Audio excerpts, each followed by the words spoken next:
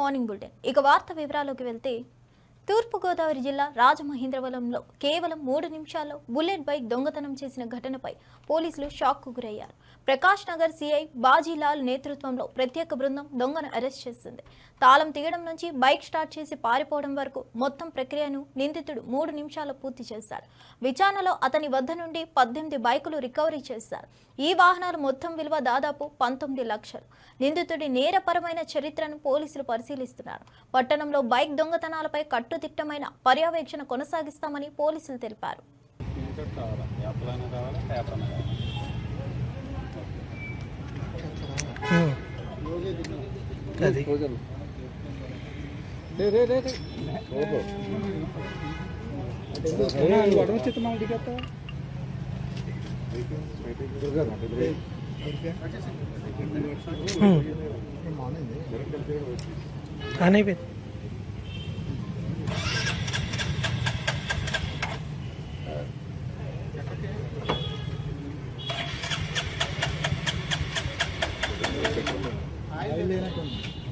ఇందులో పెట్రోల్ లేదండి, but start అయిపోయింది.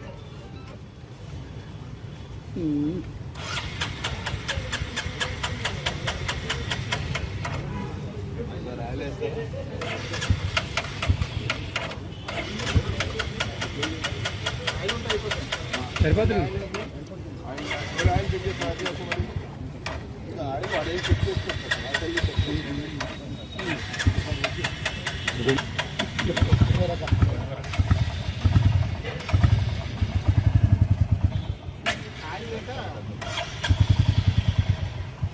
ఓకే, సరిపోయింది. డెమో ఇచ్చింది. అక్కడ రాజు స్టార్ట్ అయిపోయింది.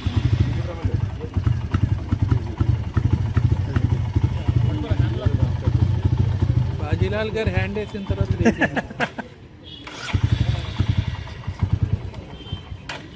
చూశారు కదా,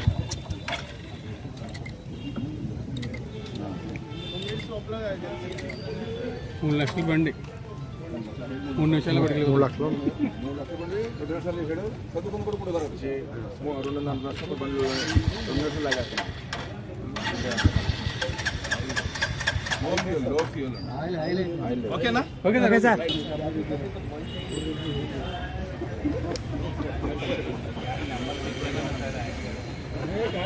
కృష్ణ ఎలాగో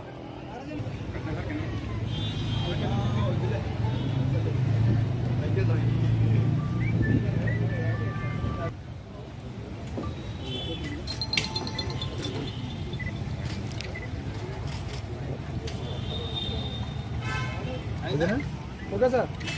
ఓకే, థ్యాంక్ యూ. మంగళగిరి నియోజకవర్గంలో శ్రీమతి నారా బ్రాహ్మణి పర్యటించారు. నియోజకవర్గంలో చేపట్టిన పలు అభివృద్ధి కార్యక్రమాలను స్వయంగా పరిశీలించారు. ప్రజలతో మాట్లాడి వారి సమస్యలు, అవసరాలను తెలుసుకున్నారు. కాజా గ్రామంలో ఏర్పాటు చేసిన ఉచిత కుట్టు శిక్షణ కేంద్రాన్ని సందర్శించి అక్కడ శిక్షణ పొందుతున్న మహిళలతో మాట్లాడారు. మహిళలకు ఆర్థికంగా స్వావలంబన కల్పించే ప్రయత్నాలు అభినందనీయమని పేర్కొన్నారు. స్థానిక నాయకులు, పార్టీ కార్యకర్తలు ఈ పర్యటనలో ఆమెకు తోడుగా ఉన్నారు.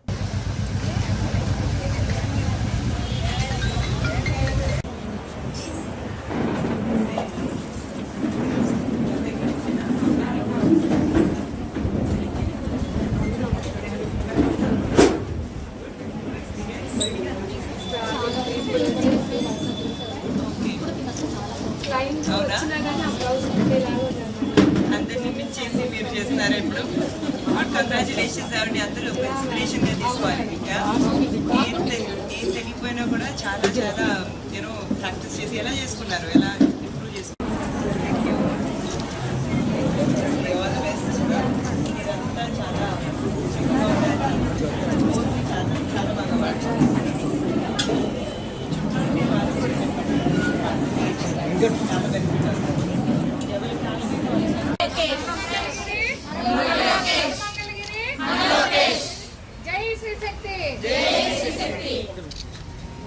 Thank you.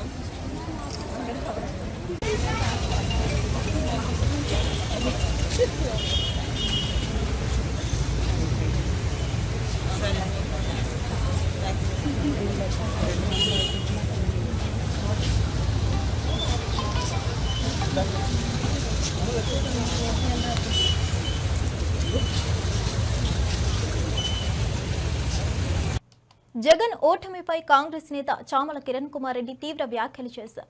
ఈ ఓటమికి ప్రధాన కారణం మోదీ, అమిత్ షా అని నింద వేయాల్సింది వారిపై కానీ రాహుల్ గాంధీపై కాదని స్పష్టం చేశారు. కేసుల భయంతో మోదీ, అమిత్ షాలను ప్రశ్నించలేరా అని జగన్ను ప్రశ్నించారు. రాహుల్ను ఎవరైనా ప్రశ్నించాలంటే ముందుగా అర్హత ఉండాలని వ్యాఖ్యానించారు. వాళ్లకు హాట్ లైన్ లో ఉంచడం వల్లనే ఈ రోజు ఆంధ్రప్రదేశ్ లో జరిగినటువంటి ఎలక్షన్ కమిషన్ అవకతవకల గురించి మాట్లాడలేదని చెప్పి వ్యంగ్యంగా మాట్లాడడం జరుగుతుంది. నేను ఒకటే చెప్పదలుచుకున్నా, జగన్మోహన్ రెడ్డి గారు ఫస్ట్ మీరు ఎన్నికలు ఓడిపోయిన తర్వాత మీ ఆలోచన విధానం ఏందో నాకు అర్థం కాలే. ఆల్రెడీ చంద్రబాబు నాయుడు గారు ఈ 18th లోక్సభను కాపాడడానికి ఎన్డీఏలో జాయిన్ అయ్యి ఈరోజు ఈ 270 దాటడానికి ఈరోజు పవర్లో ఉండడానికి కారకులు. మీరు ఎవరినన్నా బ్లేమ్ చేస్తే, మీ రాష్ట్రంలో ఏమైనా తప్పులు జరిగి మీరు ఓడిపోవడానికి కారణమైతే ఎలక్షన్ కమిషన్ ఆఫ్ ఇండియా మీరు బ్లేమ్ చేయాల్సింది నరేంద్ర మోడీని, అమిత్ షా గారిని. మీరు వారిని బ్లేమ్ చేయకుండా రాహుల్ గాంధీ గారి ఇంటిగ్రిటీ గురించి మాట్లాడటం చాలా ఆశ్చర్యకరంగా, చాలా హాస్యాస్పదంగా ఉంది. ఎందుకంటే మీరు ఈరోజు రాహుల్ గాంధీ గారు మహారాష్ట్రలో, హర్యానాలో, బీహార్లో, కర్ణాటకలో జరిగిన విషయాలు ఎందుకు మాట్లాడుతున్నాడు, అవి కొన్ని ఎగ్జాంపుల్స్.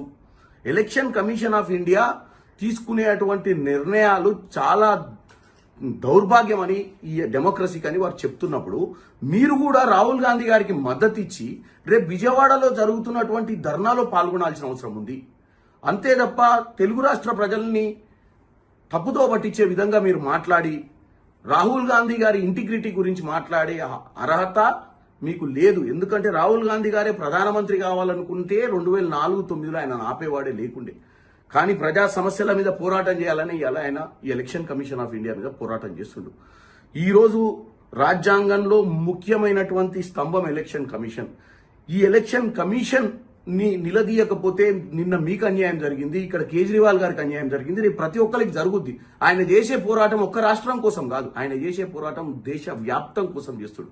కాబట్టి మీరు ఈ తప్పుడు స్టేట్మెంట్లు బంద్ చేసి వాస్తవాలు మాట్లాడుకుంటా, మీరు భయపడకుండా నరేంద్ర మోడీని, అమిత్ షాని ఎదుర్కోవాల్సిన అవసరం ఉంది. మీరు వారిద్దరి గురించి మాట్లాడకుండా. మంత్రి పయ్యావుల కేశవ్ వైసీపీ ఆరోపణలను ప్రశ్నించారు. బూత్లో వైసీపీ ఏజెంట్లు అందరూ ఉన్నారని మీరే ముందుగా చెప్పారని గుర్తు చేశారు. దాడి జరుగుతుందంటూ ముందే చెప్పి ఇప్పుడు ఏజెంట్లు లేరని ఎలా అంటారని విమర్శించారు. ఎక్కడ ఏజెంట్ లేరని చెబుతారో అక్కడ దాడి ఎలా జరిగిందని ప్రశ్నించారు. ప్రజాస్వామ్య ప్రక్రియను మసకబర్చే ప్రయత్నాలు ఆపాలని హెచ్చరించారు. ఎన్నికల సమయంలో అబద్ధపు ప్రచారం ద్వారా ఓటర్లను తప్పుదారి పట్టించడం సరికాదని స్పష్టం చేశారు. మీరు ఇంకా ఏదో మాట్లాడుతున్నారు, డీటెయిల్స్ ఇవాళ కడపలో కూర్చుని మా వాళ్ళు అక్కడి నుంచి డీటెయిల్స్తో సహా ప్రెస్ మీట్ పెడుతున్నారు జగన్మోహన్ రెడ్డి గారు చెప్పిన దాని మీద.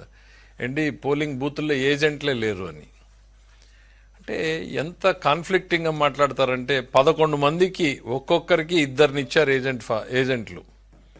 ఒకరు ఏజెంటు, ఒక రిలీవింగ్ ఏజెంట్ ఇస్తే అందరూ బూతుల్లో ఉన్నారు.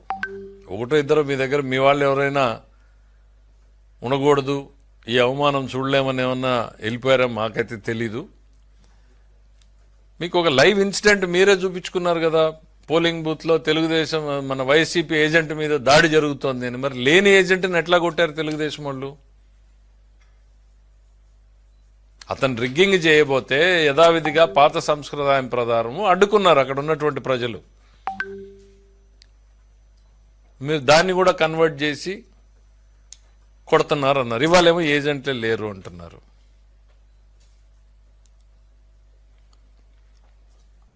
ఎమ్మెల్సీలు కోదండరాం, అలీఖాన్ నియామకాలను సుప్రీంకోర్టు రద్దు చేసిన తీర్పుపై కాంగ్రెస్ నేత దాసోజు శ్రవణ్ స్పందించారు. ఈ తీర్పు చట్ట పరిపాలనకు నిదర్శనమని పేర్కొన్నారు. రాజ్యాంగ విరుద్ధంగా నిబంధనలు పక్కన పెట్టి చేసిన నియామకాలు నిలవవని కోర్టు మరోసారి స్పష్టం చేసిందని అన్నారు. రాజకీయ ప్రయోజనాల కోసం పదవులను వాడుకోవడం సరికాదని, ప్రజాస్వామ్యంలో న్యాయం, పారదర్శకత ముఖ్యమని శ్రవణ్ వ్యాఖ్యానించారు. గవర్నర్ గారు అన్యాయంగా మా యొక్క ప్రతిపాదనలను, గత ప్రభుత్వం చేసిన ప్రతిపాదనలు రద్దు చేసింది. ఆ రద్దు చేసినటువంటి ఒక రద్దు చేసిన దాన్ని హైకోర్టు కొట్టివేసింది. హైకోర్టు ఆర్డర్ మాకు ఫేవరబుల్గా వచ్చింది. అయినప్పటికీ కూడా గవర్నర్ అమలు చేయకపోతే మేము సుప్రీంకోర్టుకు వచ్చినాము. మాకు న్యాయం జరగాల, చట్ట ప్రకారం, రాజ్యాంగ ప్రకారం మాకు న్యాయం జరగాలని చెప్పని మేము ఇక్కడికి రావడం జరిగింది. గతంలో ఉన్నటువంటి సుప్రీంకోర్టు ఆర్డర్ ఏదైతుందో దాన్ని మోడిఫై చేస్తూ ఉన్నారు. 14th August 24 నాడు ఏదైతే సుప్రీంకోర్టు ఆర్డర్ ఇచ్చిందో ఆ ఆర్డర్ను మోడిఫై చేస్తూ ఉన్నాము.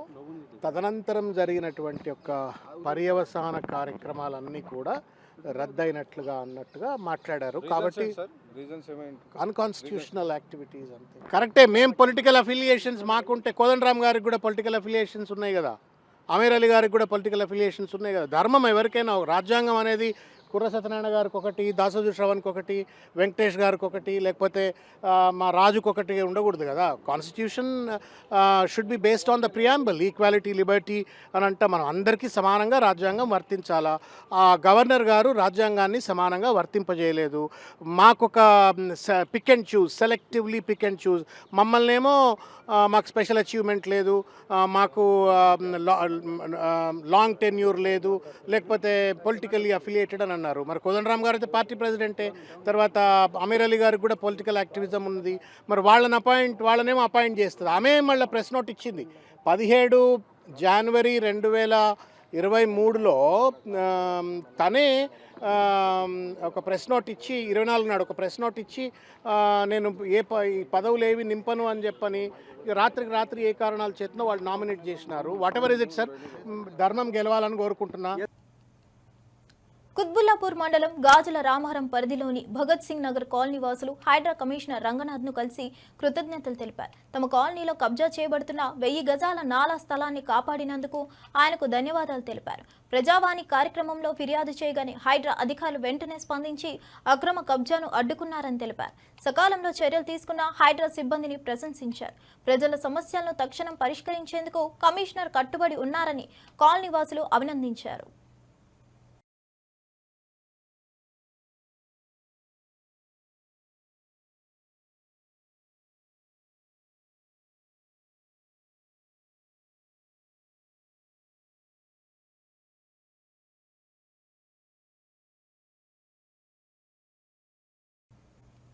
ఢిల్లీ నుంచి వీధి కుక్కలను తొలగించాలని సుప్రీంకోర్టు ఇచ్చిన తీర్పుపై సినీ నటి సదా తీవ్ర భావోద్వేగానికి లోనయ్యారు. ఈ తీర్పు తన మనసును లోపలే చంపేస్తుందని బాధ వ్యక్తం చేశారు. మన దేశం ఇలాంటివి చూడడం సిగ్గు కలిగిస్తుందని పేర్కొన్నారు. దయచేసి ఈ తీర్పును వెనక్కు తీసుకోవాలని విజ్ఞప్తి చేశారు. జంతువులు కూడా మన సమాజంలో భాగమని, వాటికి జీవించే హక్కు ఉందని సదా స్పష్టం చేశారు. ఈ వ్యాఖ్యల సమయంలో ఆమె కన్నీళ్లు పెట్టుకోవడంతో భావోద్వేగంతో మరింత స్పష్టమైంది. సోషల్ మీడియాలో ఆమె వీడియో వేగంగా వైరల్ అవుతుంది. 3 lakhs dogs are going to be relocated or rather killed.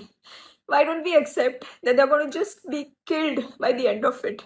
Because it's not possible in the capacity of the government or the local bodies to make shelters that can accommodate that many dogs in just 8 weeks of time.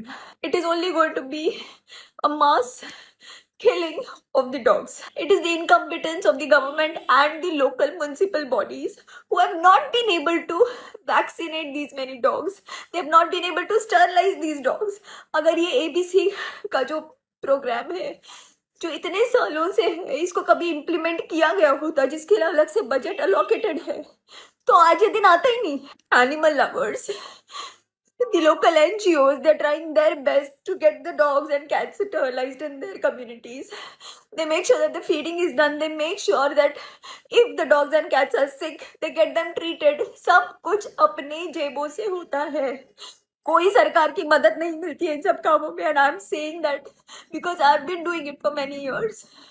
And we make sure that the dogs and cats are sterilized in that particular area. क्योंकि नए बच्चे अगर पैदा होंगे तो वो फिर हमारी जिम्मेदारी होती है to get them adopted. And thanks to all these breed lovers, you are equally responsible for this situation in the country right now. Every single time that you all buy a breed dog or a cat, you are taking away the chance of that stray cat or kitten or a puppy. It's because of your greed to have a good looking dog in your home, because these strays remain strays. So don't call yourself animal lovers and don't call yourself dog lovers. I don't know how it's going to be possible now that this judgment is already passed. People who are trying to have a peaceful protest on the streets are being taken away by the police. So I have no idea how this is going to work, but it's going to be death of compassion. I really don't know. I'm just saying that it's breaking my heart to even imagine what the dogs are going to go through. And I never imagined that being in a country like India, we are going to bear witness to a mass killing like this. I don't know what to do, what else to do. I don't know which authorities to approach. I don't know where to go and protest or voice my opinion. But all I can say is that it's just killing me from within. This is not done. Shame on us, shame on our country, and shame on who didn't think twice before passing a judgment. You could have taken the animal lovers, NGOs in confidence, and you could have asked, what help do you need from the government or the local authorities to reduce this number of dogs? Please, in some way or the other, just stop this, take this decision back. Online betting యాప్ల promotion కేసులో సినీ నటి Manchu Lakshmi ED విచారణ ముగిసింది. దాదాపు 3.5 గంటల పాటు ED అధికారులు ఆమెను ప్రశ్నించారు. విచారణలో ఆమెకు వచ్చిన చెల్లింపులు, ప్రమోషన్ ఒప్పందాలు, డబ్బు బదిలీల మార్గాలు వంటి అంశాలపై వివరాలు కోరారు. మంచు లక్ష్మి తన 5 ఏళ్ల బ్యాంక్ లావాదేవీల రికార్డులను ఈడీ అధికారులకు సమర్పించారు. విచారణ అనంతరం ఆమె ఎటువంటి వ్యాఖ్యలు చేయకుండా బయలుదేరారు. ఈ కేసులో మరికొంతమందిని కూడా అధికారులు త్వరలో విచారించే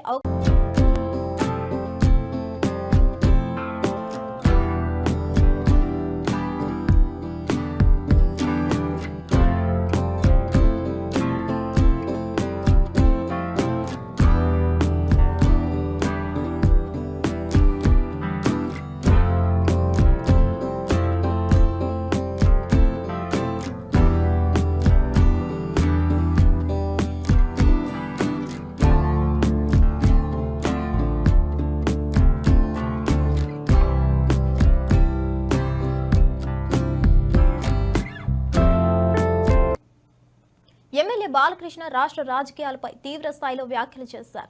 టీడీపీ పాలనలో రాష్ట్ర తలసరి ఆదాయం పెంచి అనేక సంక్షేమ పథకాలు అమలు చేశామని గుర్తు చేశారు. కానీ ఆ తర్వాత అధికారంలోకి వచ్చిన కొంతమంది రాష్ట్రాన్ని నాశనం చేశారని మండిపడ్డారు. వారి పేర్లు ప్రస్తుతానికి చెప్పడం ఇష్టం లేదని, కానీ సమయం వచ్చినప్పుడల్లా మాత్రమే కాకుండా ఒక్కొక్కటి తాట తీస్తామని స్పష్టం చేశారు. ప్రజల కోసం కృషి చేసే నాయకులు అవసరమని, వ్యక్తిగత లాభాల కోసం పనిచేసే వారిని ప్రజలు గుర్తించాలన్నారు. రాష్ట్ర అభివృద్ధి మార్గంలో అడ్డుపడే వారిని ఎదుర్కొనేందుకు సిద్ధంగా ఉన్నామని బాలకృష్ణ హెచ్చరించారు. వృద్ధులకు 30 రూపాయల పెన్షన్ తో ప్రారంభమైంది.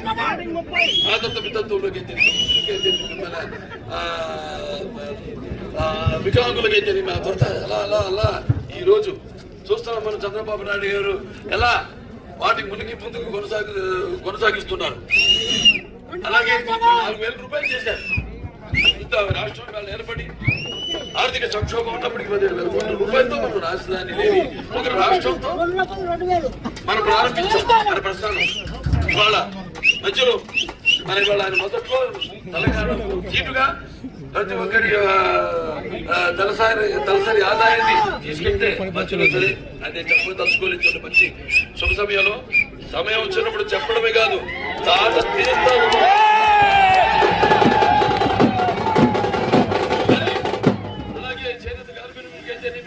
వాళ్ళకు ఉపాధి కల్పిస్తూ మన చేనేత వస్త్రాలు సగంగానికి ఒక చీర దోమితే అయితేనేమి, లేకపోతే మహిళలకు ఆస్తిలో సమాన హక్కు అయితేనేమి, తండ్రి ఆస్తిలో. అలాగే మహిళలకి ఒక తిరుపతిలో పద్మావతి విశ్వవిద్యాలయం అయితేనేమి, మండల వ్యవస్థ అయితేనేమి, అంతవరకు ప్రజలకు దూరంగా ఉన్న ఈ యొక్క ప్రభుత్వాన్ని ప్రజల వద్దకు పాలన తీసుకెళ్లిన మహానుభావుడు నందమూరి తారక రామారావు. మాజీ సీఎం జగన్మోహన్ రెడ్డి భీమవరం పర్యటనలో వైకాపా కార్యకర్తలు అత్యుత్సాహం ప్రదర్శించారు. జగన్ పర్యటన ముగిసిన తర్వాత ఇళ్లకు వెళ్లే క్రమంలో రోడ్లపైకి వచ్చిన వైకాపా శ్రేణులు లారీ ఎక్కి పార్టీ జెండాలు తిప్పుతూ రెచ్చిపోయారు. మరికొందరు చొక్కాలు విప్పి గాల్లో తిప్పుతూ ముందుకు కదలకుండా చాలాసేపు రోడ్డుపైనే ఉండిపోయారు. దీంతో ఓవైపు వర్షం, మరోవైపు ట్రాఫిక్ జామ్ కారణంగా వాహనదారులు ఇబ్బంది పడ్డారు.